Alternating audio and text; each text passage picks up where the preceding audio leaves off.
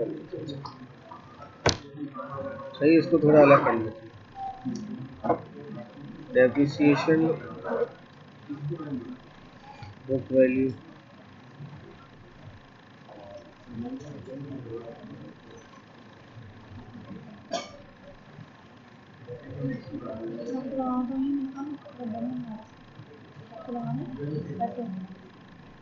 नहीं नहीं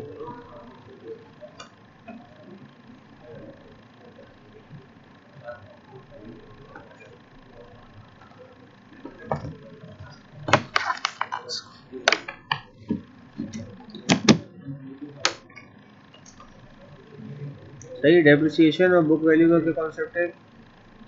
एसिड के ऊपर जो बोले, एक एसिड लिया हमने, एसिड की क्या प्राइस है? 10,000। सही। उस एसिड में से ये क्या बन गई? इसकी हिस्टोरिकल कॉस्ट। सही, हिस्टोरिकल कॉस्ट है, यानी बुक्स के अंदर आप कैसे शो करेंगी इसको? 10,000 का एसिड है। सही। तो क्या होगा, जैसे एंट्री क्या हो जाएगी? एसिड डेबिट हो जाएगा 10,000 से, और क्रेडिट क्या होगा आपके पास? कैश क्रेडिट हो जाएगा, कैश या बैंक। सही, 10,000 से क्रेडिट हो जाएगा।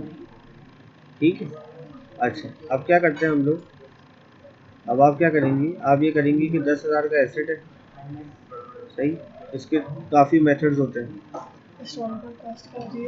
हिस्टोरिकल कॉस्ट जिस कॉस्ट पे लिया उसने खरीदा, वो उसकी हिस्टोरिकल कॉस्ट पे। सही।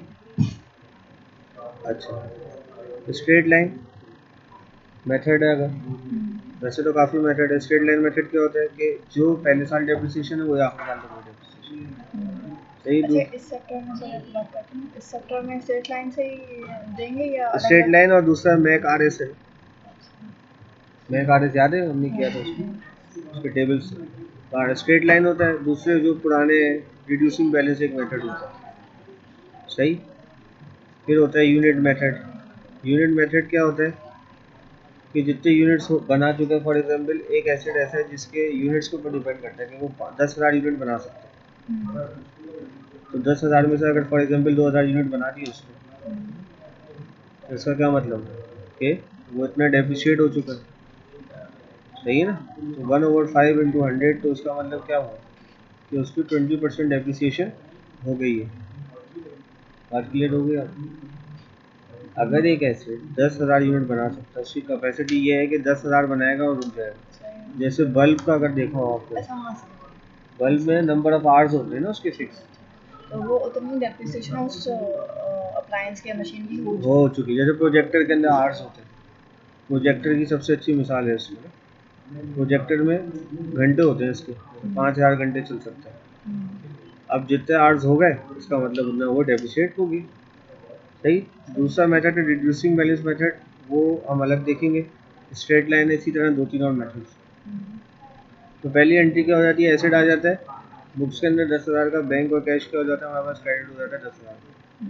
सही। स्ट्रेट लाइन के अंदर क्या करेंगे हम कि अगर वो हमारे पास स्ट्रेट लाइन मेथड है, स्टेटेड है स्ट्रेट लाइन, SLM भी कहते हैं इसको ना, आगे चल के आप पढ़ेंगे SLM भी कहते हैं। SLM में क्या होता है बेसिकली कि भाई सैलवेज वैल्यू क्या है?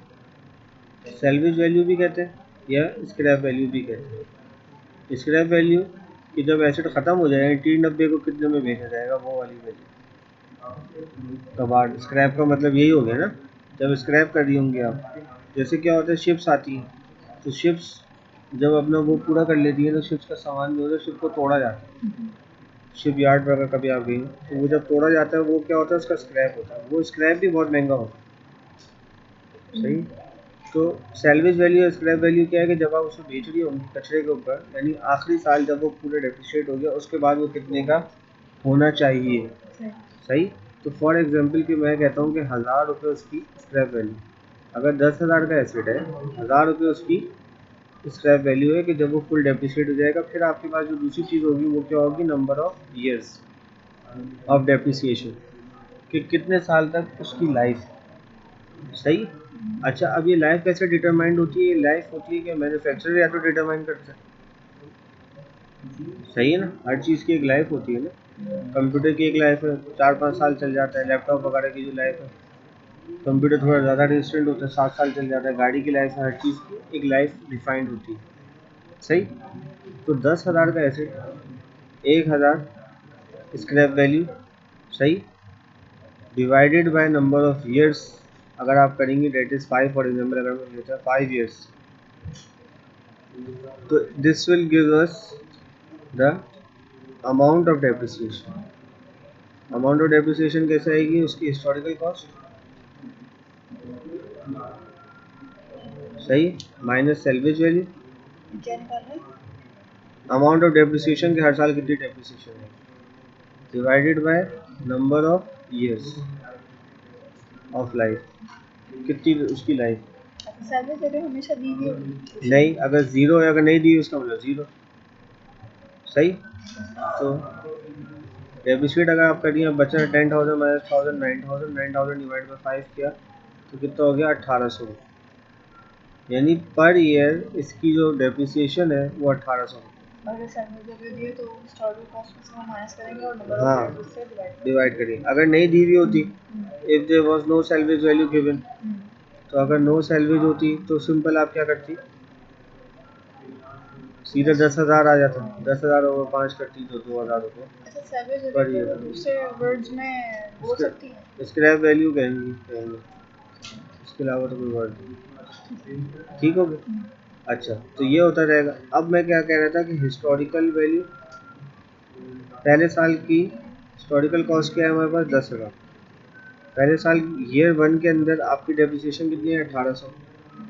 ये वैसे आप शेयर कर देंगे नोट्स में और बना भी देंगे। शेयर हो जाए, 1800 आपने माइनस कर दिया तो ये कितना हो गया, 8,200 हो गया। सही। अब ये आफ्टर ईयर 1 के एंड में जो बुक वैल्यू है आपकी, जो बुक्स के अंदर जो वैल्यू आ रही है, बुक वैल्यू और सैलरी वैल्यू में मुझे डिफरेंस नहीं पता चलता। मतलब बुक वैल्यू भी तो लास्ट ईयर की वो है ना, लास्ट ईयर की वैल्यू है। नहीं नहीं, बुक वैल्यू हर साल होती। बुक अच्छा, ईयर वैल्यू, एंड पे जो वैल्यू होगी वो बुक वैल्यू है। बुक वैल्यू वो वैल्यू है जो आपके अकाउंट्स में आ रही है, फाइनेंशियल स्टेटमेंट्स में जो आपकी वैल्यू शो होगी ना, 1 साल के बाद, 2 साल बाद, जितने भी साल हो गए, उसके बाद जो एंड के अंदर आपकी वैल्यू आ रही होगी वो आपकी बुक वैल्यू। अच्छा, और सैलरी वैल्यू वो होगी जो मार्केट में मिल रही है। सैलवेज वैल्यू वो है, उसकी स्क्रैप वैल्यू है आखिरी दिन, नहीं मार्केट वैल्यू नहीं है। मार्केट वैल्यू नहीं है, मार्केट वैल्यू उसकी ज़्यादा भी हो सकती है, कम भी हो सकती है। अच्छा। ठीक है। तो बुक वैल्यू ये है कि ईयर एंड के बाद आपके पास जो बुक वैल्यू बची वो कितनी है, 8,200। अब आप दूसरे साल में आए, ये पहले साल की एंडिंग तो दूसरे साल की ओपनिंग। सही है ना, एक साल का एंडिंग बैलेंस, अगले साल का ओपनिंग हो जाएगा ना। एसिड के अकाउंट में क्या होगा, जैसे ये मशीनरी है, मशीनरी के अकाउंट में क्या होगा कि आपने यहाँ पे एसिड लिया, सही, यहाँ पे कैश आ जाएगा, बैंक आ जाएगा 10,000, यहाँ पे आपकी डेप्रिसिएशन है, सही, 1,800। सही। आपने एंड किया, यहाँ पे कितने का बैलेंस आएगा, 8,200 का आएगा, कैरी डाउन आ जाएगा ना। अगर आप ऐसे बंद करेंगे इसको, 10,000 ये हो गया, तो यहाँ पे भी तो मुझे 10,000 लेके आना है, तो कैरी डाउन बैलेंस होगा 8,200 आ गया। ये पहले साल का एंडिंग। दूसरे साल, अब मैं दूसरे साल पे आ जाता हूँ और मैं ये देख रहा हूँ कि ये जो मैंने अकाउंट बनाया है, ये अगर मैं बुक वैल्यू के हिसाब से बनाऊँ तो क्या हो जाएगा, दूसरे साल का ओपनिंग बैलेंस क्या हो जाएगा, यही हो जाएगा। जो वो कैरी डाउन होगा अगले साल का, ड्रॉप डाउन हो जाएगा ईयर 2 के हिसाब से। फिर दोबारा आप 1,800 यहाँ पे लिखेंगे, यहाँ पे डेप्रिसिएशन एक्सपेंस कितना, 1,800। जब फिर 1,800 माइनस करेंगे तो यहाँ पे कितना कम पड़ा, 6,400 क्रेडिट डाउन। सही। सही, 6,400 तो यही होता रहेगा, 6,400। फिर आप करेंगे 1,800, तो 6,400 माइनस 1,800 जो होगा वो होगा। ये ईयर 2 के एंड के अंदर आपकी बुक वैल्यू आ गई। फिर 1,800 माइनस किया आपने, 400 और 400, 4,600 आ जाएगा। ये ईयर 3 के एंड पे आपकी बुक वैल्यू आ गई। सही। इसी तरह ईयर 4 के आखिर में कौन सा आ गया, ये ईयर 4 की डेप्रिसिएशन लगाई। ये ईयर 4 की डेप्रिसिएशन एक्सपेंस 1800, 1000 गया, 3600, 2800 बचे। सही। और ये बुक वैल्यू हो गई आफ्टर ईयर 4। फिर आपने माइनस किया इसको 1800, आखिर में सेल्वेज वैल्यू रह गई। सही। होते होते वो सेल्वेज वैल्यू स्क्रैप वैल्यू के ऊपर आ जाएगा, ये थी। सही। और ईयर 5 के बाद जो आपकी बुक वैल्यू जो बची है वो that is equal to your scrap value या सेल्वेज वैल्यू। क्लियर हो गया ना कॉन्सेप्ट। अब आप देखें कि इसके अंदर जो सबसे बड़ा मसला आता है वो क्या आता है, वो क्या इशू आता है, वो ये आता है फॉर एग्जांपल कि आप देखें एक एसिड है 5000 का। सही। ईयर 3 के एंड में आपने उसे बेच दिया 2000 के ऊपर। सही। हालांकि उसकी जो लाइफ है वो क्या है 10 ईयर्स की, फॉर एग्जाम्पल लाइफ जो है 10 ईयर्स। तो क्वेश्चन ये पूछ रहा है कि आपको प्रॉफिट हुआ या लॉस हुआ डिस्पोजल के ऊपर। ये है मार्केट वैल्यू। सही। आपको प्रॉफिट हुआ या लॉस हुआ, तो आपको पता चलेगा मार्केट वैल्यू जो है वो असल में ये 2000 रुपये। अब आपको ये चेक करना है अगर 10,000 इसकी 10 साल लाइफ है और कुछ और नहीं लिखा हुआ, इसका मतलब सेल्वेज वैल्यू 0 डिवाइड बाय 10 किया तो 500 रुपये हर साल की डेप्रिसिएशन आ गई। 500 रुपये अगर डेप्रिसिएशन है तो पहले साल के बाद कितना हो जाएगा 4500 बुक वैल्यू, दूसरे साल के बाद 4000। सही है। 3 साल के बाद यानी मैं सिंपली ये भी कर सकता हूँ 3 इंटू एक साल का एक्सपेंस में कर दूँ तो डायरेक्ट ये अमाउंट आ जाएगी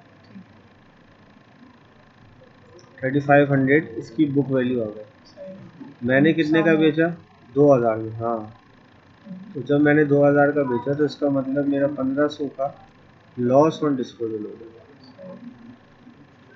सही। अभी कॉन्सेप्ट क्लियर हुआ आपको। ये लॉस ऑन डिस्पोजल। अगर मैं इसी को 5000 का बेचता, 3500 की चीज़ में 5000 का बेचता तो मेरे पास कितना आ जाते 1500 प्लस आते, तो मेरे पास क्या हो जाता है गेन ऑन डिस्पोजल। सही।